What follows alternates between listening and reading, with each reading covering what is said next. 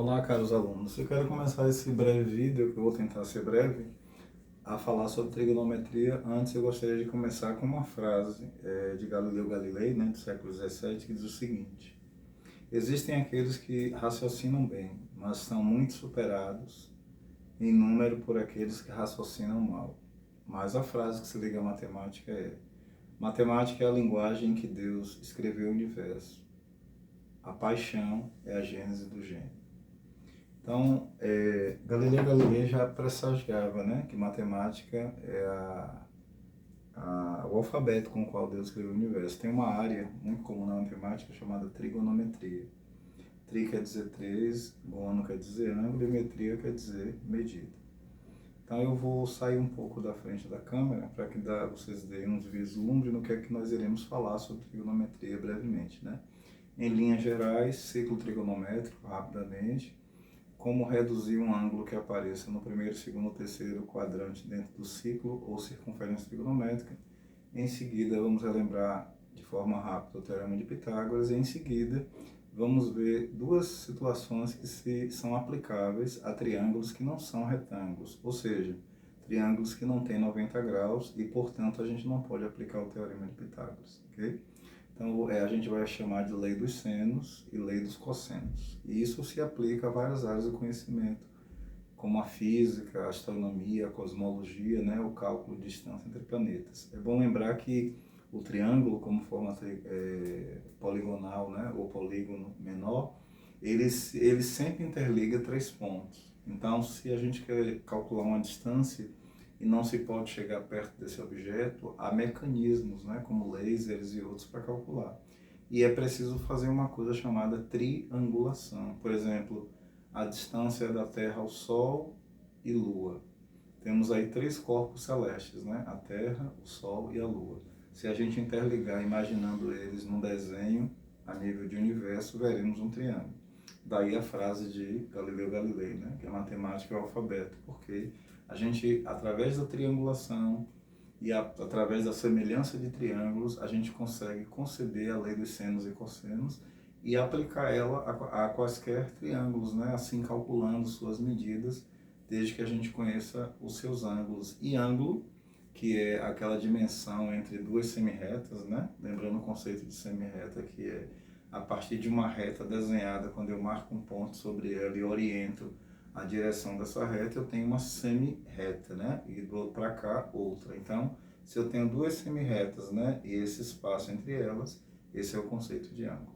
Conforme dito, eu vou sair um pouco da frente da câmera para que eu dê um zoom na lousa que eu preparei antes e vocês possam ver toda a aula que foi programada aqui para vocês e eu possa explicá-la, ok?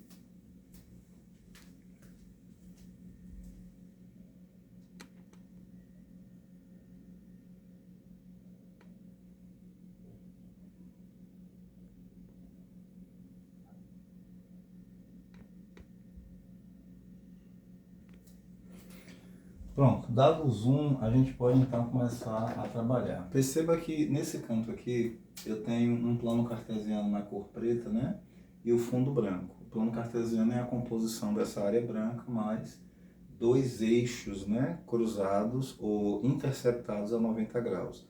Quando eu faço o centro dessa circunferência, o círculo, coincidir com o centro do plano cartesiano, nasce uma entidade chamada ciclo ou circunferência trigonométrica. Por que é importante isso? Porque quando a gente está a trabalhar com triângulos, e a gente falou em sala de aula sobre as razões trigonométricas, seno, cosseno e tangente, o triângulo ele tem uma limitação. Considerando que ele é uma entidade desenhada sobre um plano, um polígono, ele tem uma limitação angular. A soma dos 3 ângulos internos sempre dá 180. E quando a gente transfere, então, para uma circunferência, a gente consegue dar o giro completo, que dentro do sistema sexagesimal inventado pelos babilônios, sumérios, muito antes de Pitágoras, a gente consegue o sistema de 60 em 60, que é aquele que a gente trabalhou grau, minuto e segundo, Mas vimos que temos aí, dentro da circunferência, uma volta inteira que pode ser lida como grau, 360 graus, pode ser lida o arco, como radiano, então meio arco corresponde a 180 graus, ou meia volta, logo um π radiano, né? E a volta inteira, 2 πs radianos. E a gente tem uma terceira medida que não é muito usada nessa área do conhecimento matemática, mas sim na topografia, que é o grado. O grau, ele é uma grandeza que representa 1/360, uma fração de um inteiro, né, que é a volta inteira, dividida em 360 partes, o que gera a entidade grau. Se eu pego um grau e divido por 60, eu tenho um minuto. E se eu pego cada minuto e divido por 60, sistema sexagesimal, eu tenho o segundo. Mas tem uma outra forma de dividir essa volta, esse comprimento inteiro da circunferência, que é em 400 partes. Aí a gente nasce uma outra entidade chamada grado, né? É como se cada quadrante, ao invés de 90 graus aqui, tivesse 100, né? Então 100 graus aqui, com mais 100 aqui, com mais 100 aqui, com mais 100 aqui, 400. É outra forma de medir. Mas fiquem calmos, em trigonometria vamos usar duas apenas, as mais usadas, né?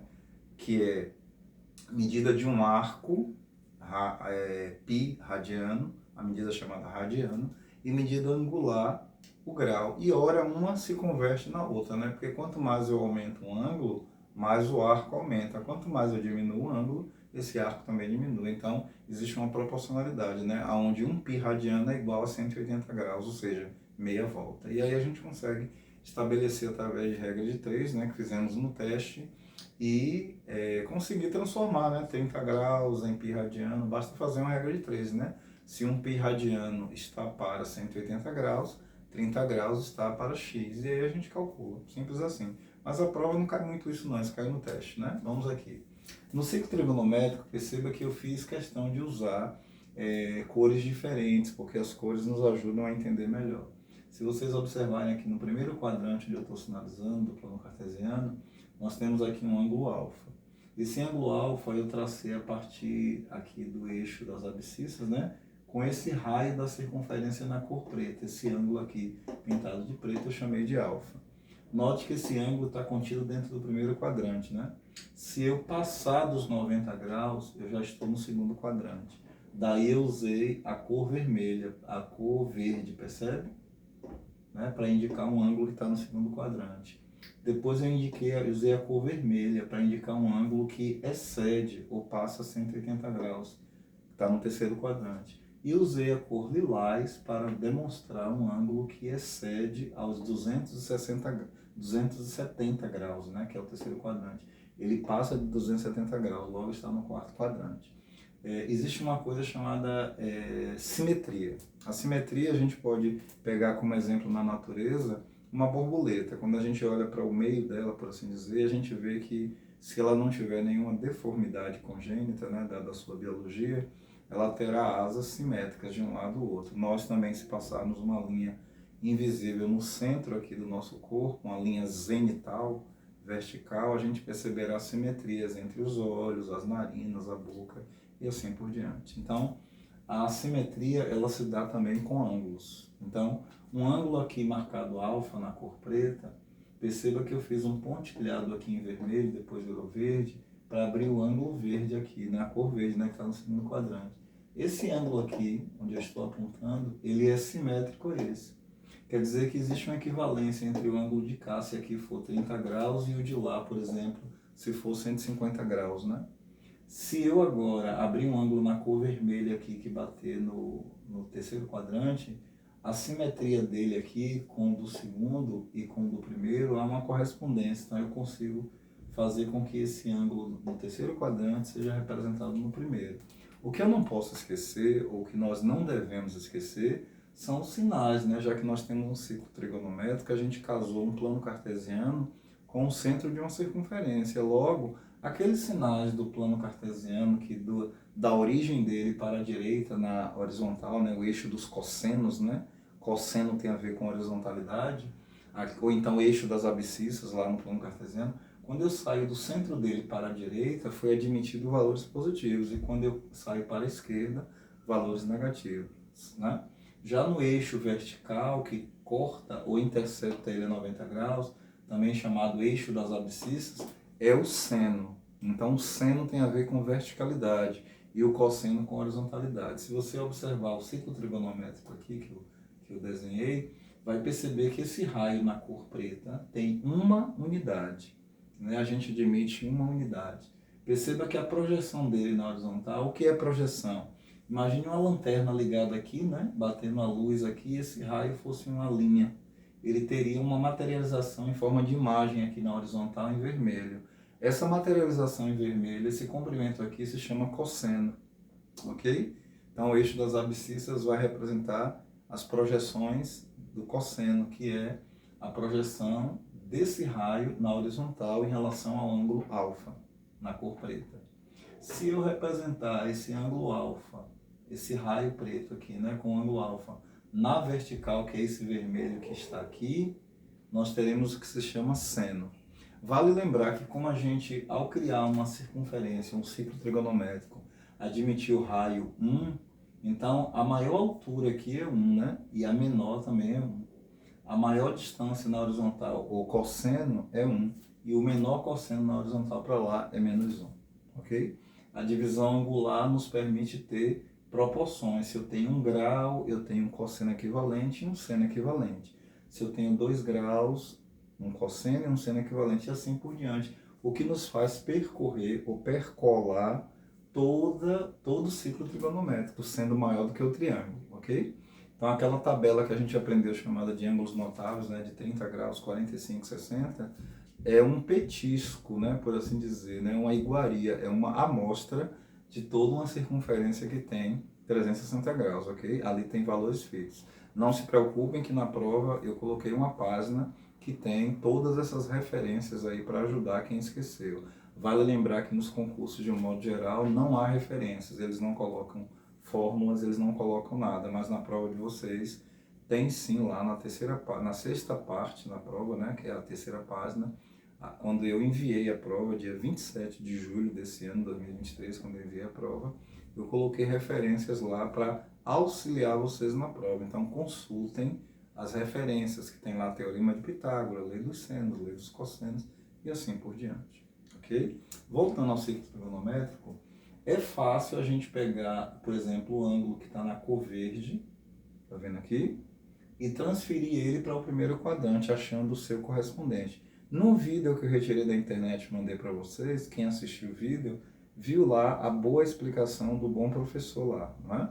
Você vê que, por exemplo, se um ângulo cai no segundo quadrante e eu quero achar a correspondente dele no primeiro, basta eu fazer 180 graus menos alfa ou π menos alfa, lembrando que esse π é radiano, né? Quer dizer 180 graus.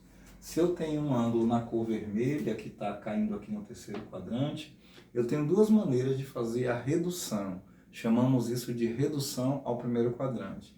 Todos os ângulos que passam de 90 graus, que caem no segundo, terceiro ou quarto quadrantes, eles são reduzíveis ao primeiro, porque se você olhar a linha pontilhada, ela está representando a simetria desse ângulo alfa no primeiro, no segundo, no terceiro e no quarto quadrante. Então todos esses ângulos aí eles são, podem ser trazidos ao primeiro quadrante, o que nós chamamos em matemática de redução ao primeiro quadrante. Ou seja, eu posso achar um ângulo na cor verde no segundo quadrante, como tem lá no vídeo, né, do que o professor mostrou, de 150 graus, e ver que pela simetria ele bate aqui nesse ponto P vermelho, que corresponde ao mesmo ângulo alfa.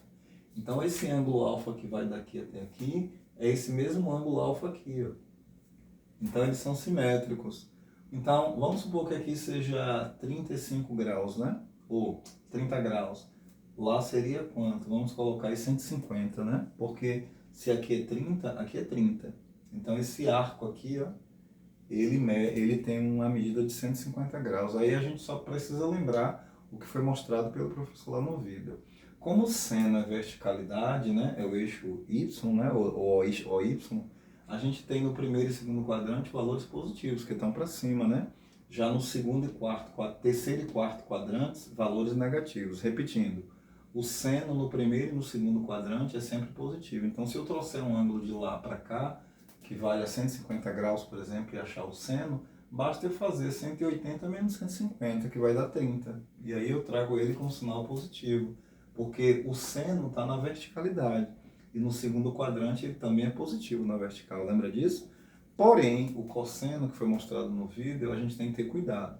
Aqui o cosseno é horizontalidade, o eixo x. Ele aqui, no primeiro quadrante, se apresenta como positivo. Mas perceba que tanto no segundo quadrante quanto no terceiro, o seno, que é esse eixo aqui que mede uma unidade negativa, ele vai ter sinais negativos, no terceiro e no quarto quadrante. Então, se eu estiver calculando o cosseno e esse cosseno cair aqui no segundo quadrante, ele é reduzido para o primeiro, mas ele vem com sinal negativo.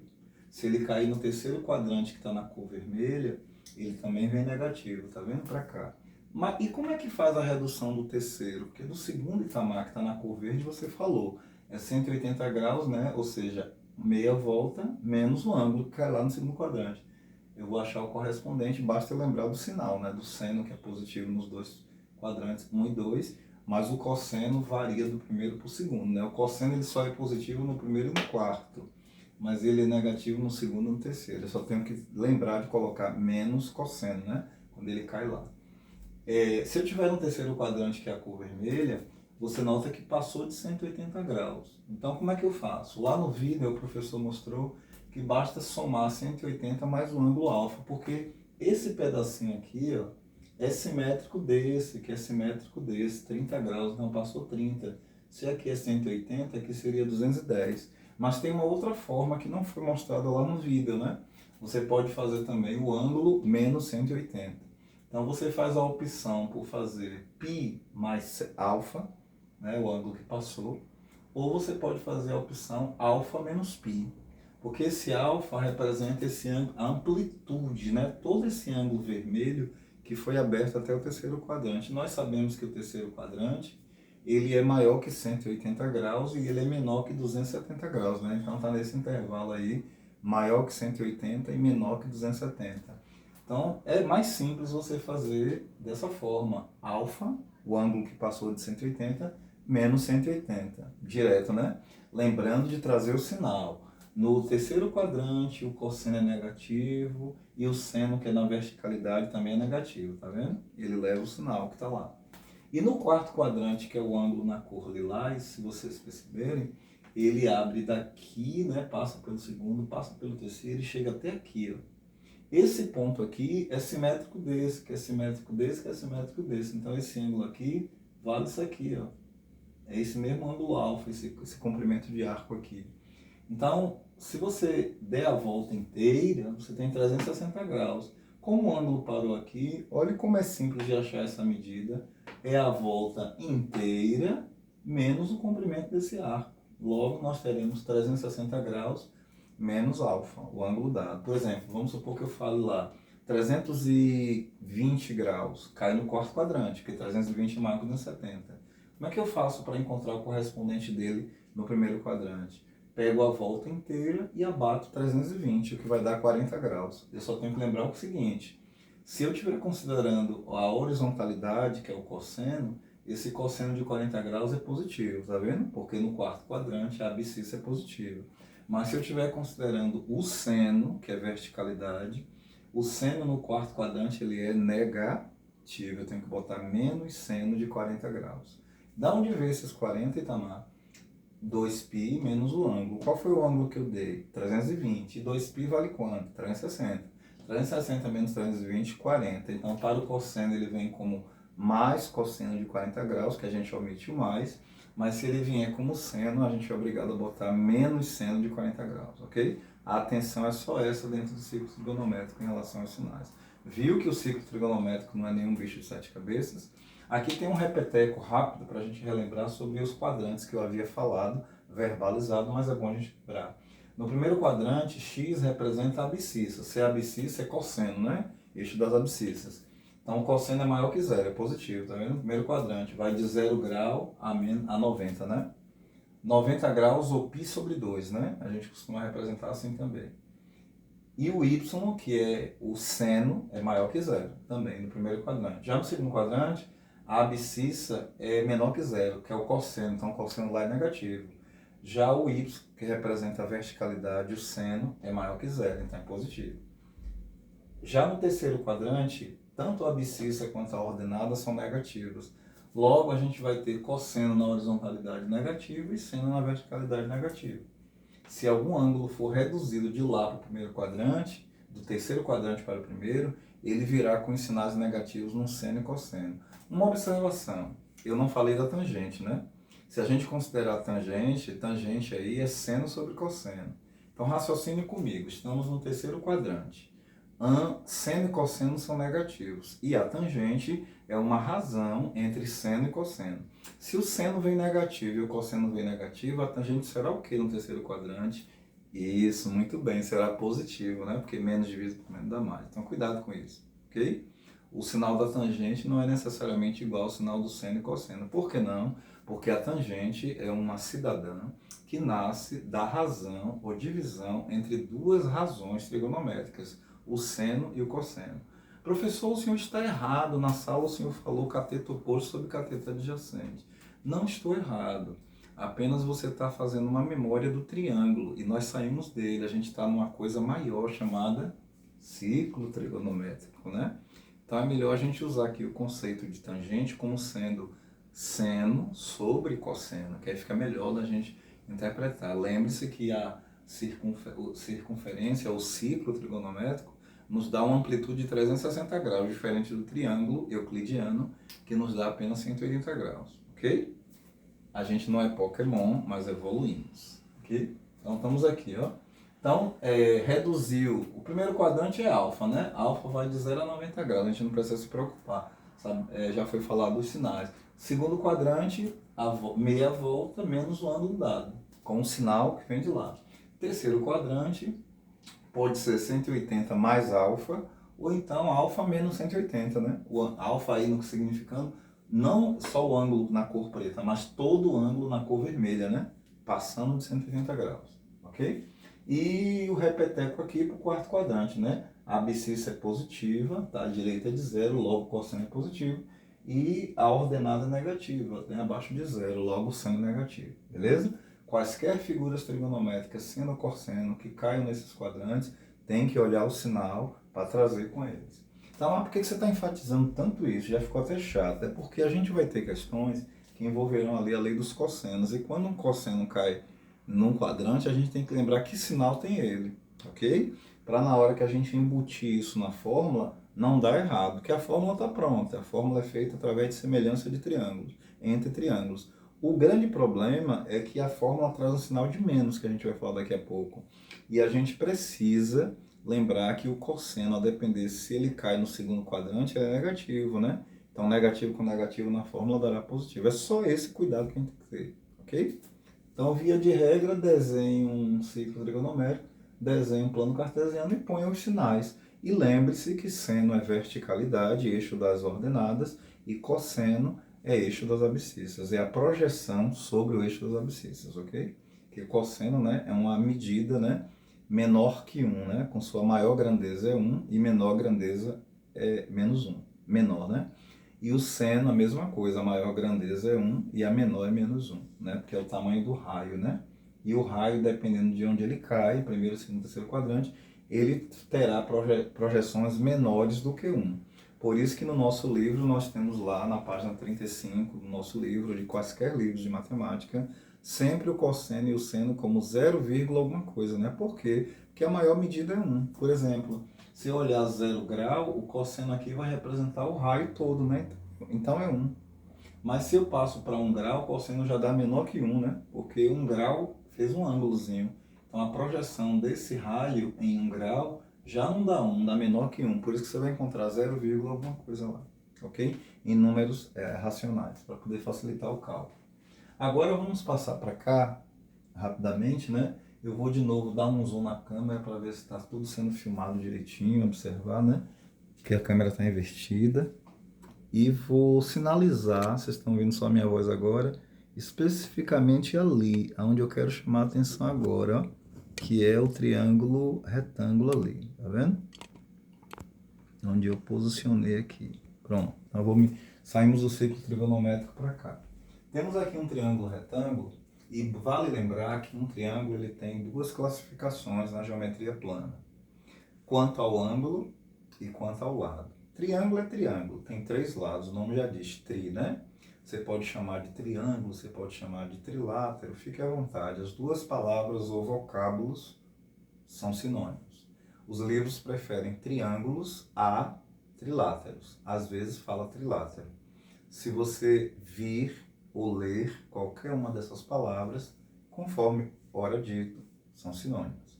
Só que o triângulo tem, ele, como é o menor polígono, né, 3 lados, a gente tem uma classificação para ele quanto ao lado. Então, se eu desenho um triângulo, né, que alguns artistas fazem aquele símbolo que diz que é do Illuminati, né, eu vou ver mais ou menos um triângulo com 3 medidas iguais de lados, né? Então, quanto ao lado, esse triângulo aí seria chamado de equilátero, ou equi. Antigamente a gente falava equi, né? Sem o trema no U, equilátero. Porque as 3 medidas suas de lado têm a mesma medida. Seria um triângulo, vamos supor, de 50 centímetros de um lado, com 50 centímetros do outro, com 50 centímetros do outro. Equilátero.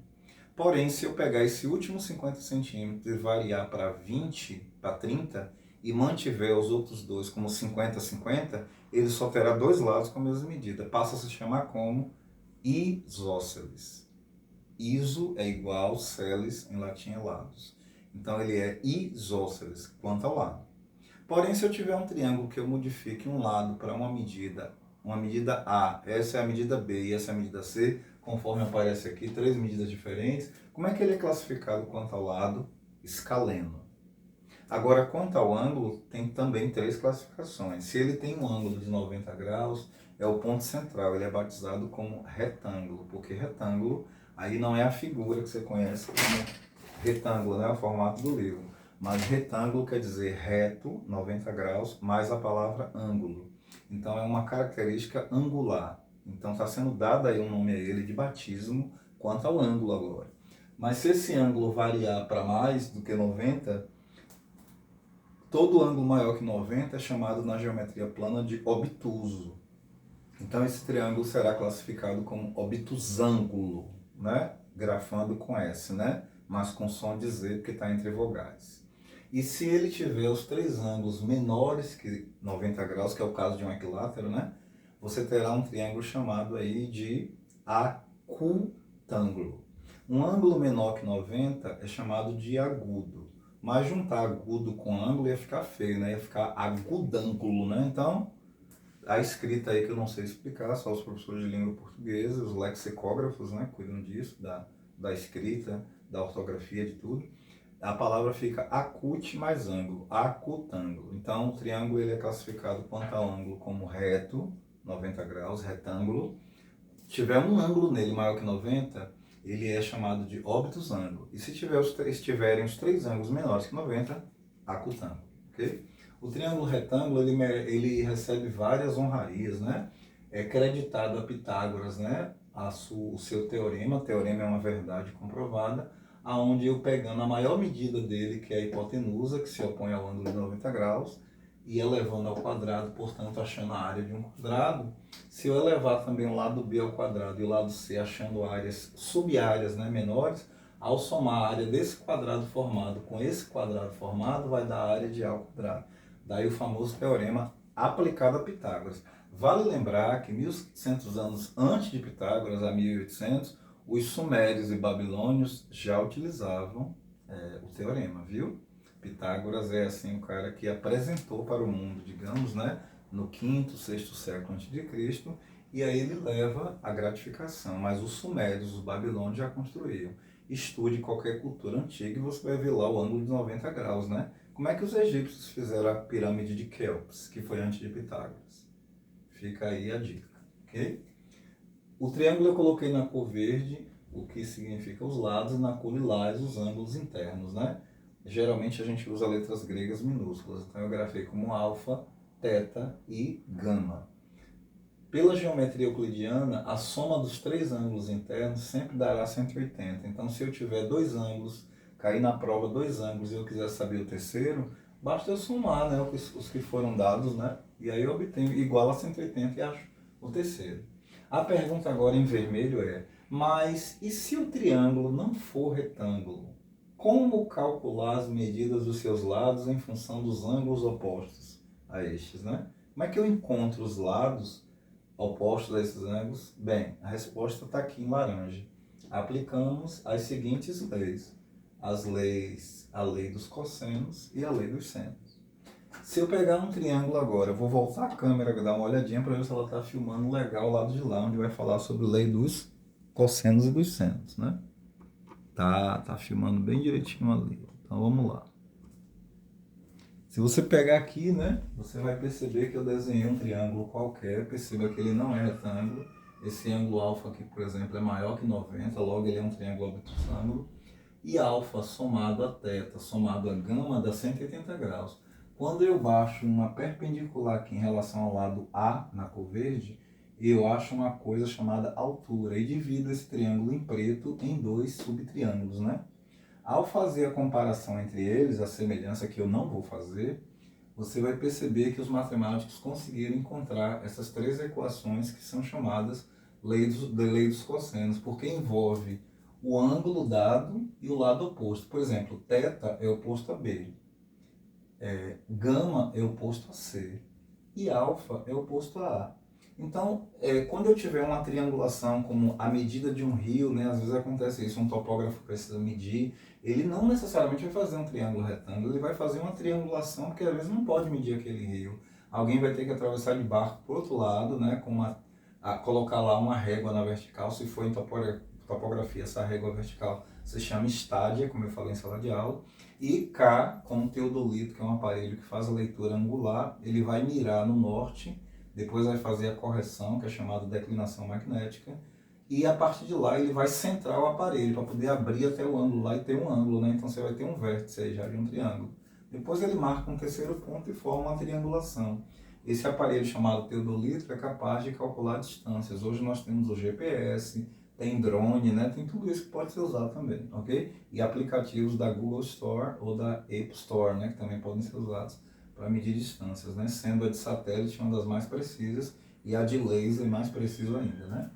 E aí você tem lei dos cossenos que relacionam ângulos com lados. Olha que coisa linda, né, no universo.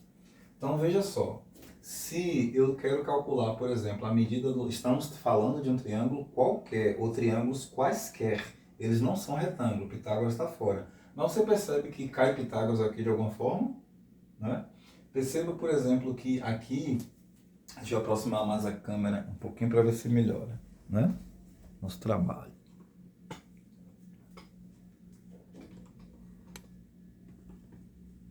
Pronto.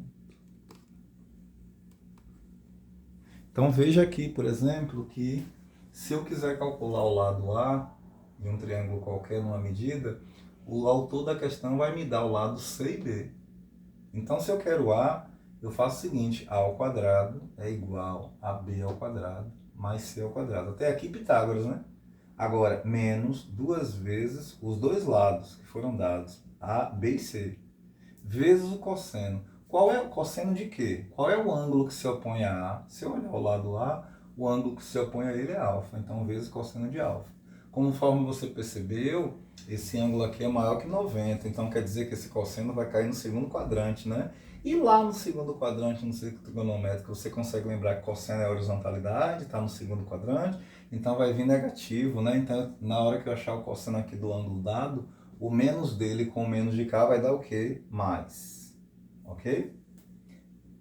Agora, se eu quiser achar o lado B, vai ser me dado o lado A e C. Qual é o ângulo que se opõe ao lado B? Θ. Então, B ao quadrado, o lado que eu quero ao quadrado, é igual à soma do quadrado dos outros dois lados. A ao quadrado mais C ao quadrado, menos duas vezes esses dois lados dados, vezes o cosseno do ângulo que se opõe a B, ao lado B. Qual é o ângulo que se opõe a B? Θ. Idem para o lado C. Agora alguém me deu o lado A e B e não me deu C. E eu quero saber qual é o valor de C. Primeira pergunta, qual é o ângulo que se opõe a C? Gama. Então vai ser cosseno de gama, tá vendo? Teremos C ao quadrado, que é o lado que queremos, é igual à soma de A ao quadrado mais B ao quadrado, menos duas vezes esses dois lados dados, vezes o cosseno do ângulo que é oposto a C, gama.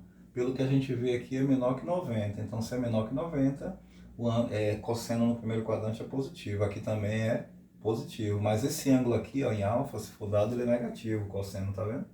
Essa é a chamada lei dos cossenos. E qual é a lei dos senos para finalizar o vídeo? A lei dos senos trabalha com proporção. É que o ladozinho A está para o seno do ângulo A, assim como o lado B está para o seno do ângulo que se opõe a B, que é θ. Assim como o lado C está para, esse está para é a divisão da fração, né? Está para o seno do ângulo que se opõe a C, alfa. Então, dado numa prova, lei dos cossenos dos senos, é só aplicar essa teoria. Na terceira unidade, se Deus permitir, né, o Pai Supremo permitir, nosso Deus Todo-Poderoso, a gente vai aplicar a prática. Essa aula eu fiz rápida apenas para a prova, para dar um vislumbre a vocês, que se cair alguma questão lá, vocês têm lá na folha número 3 as referências da prova, que eu coloquei lá, e agora uma reexplicação de alguns pontos aqui teóricos rápidos, né? Sucesso, boa prova para todos, bons estudos, e trigonometria continuará na terceira unidade, porque temos que aprender ainda, além de redução de quadrante que falamos, né? Temos que aprender as funções trigonométricas, né? Seno, cosseno, tangente, secante, cossecante, cotangente. Elas têm uma importância muito grande na vida humana, tecnológica, a qual vivemos. Foi graças à trigonometria, ao Teorema de Tales e ao Teorema de Pitágoras, né, que os sumérios descobriram 1.600 anos antes, a 1.800, que o mundo conseguiu evoluir, que você consegue ter a dimensão daqui até Andrômeda, que não tem como medir, né? Estamos falando em anos-luz. Mas um telescópio pode enviar um laser, bater num segundo ponto e depois chegar lá, né? E aí, através da triangulação, que vai cair na lei dos cossenos, encontrar a distância entre Terra e Vênus e o Sol, entre Terra, Sol e Lua, entre Terra, Sol e Marte. E aqui na Terra, mesmo se uma pessoa estiver fazendo um loteamento, um mapeamento de um lote, uma construtora. Eu aconselho que vocês fiquem bem atentos quando a prefeitura, através dos seus órgãos públicos, né, estão, o órgão que cuida de pistas, de construções, estão fazendo alguma construção, modificando a largura de algum rio, de alguma rua, você vai perceber lá o teodolito, os equipamentos que eu falei aqui, além de outros que existem na topografia, né? Para que toda essa precisão? Para localizar um tubo no lugar perfeito, para localizar uma torre de internet no lugar correto, para lançar um satélite na exosfera, né? No local correto, para que a transmissão de rádio se dê de forma correta e você consiga ligar o seu celular e assistir o seu Netflix, né, seu YouTube ou outras coisas assim que você deseja também ver, ok? Sucesso, um abraço para todos. Fiquem com o Supremo. Com Deus. Tchau.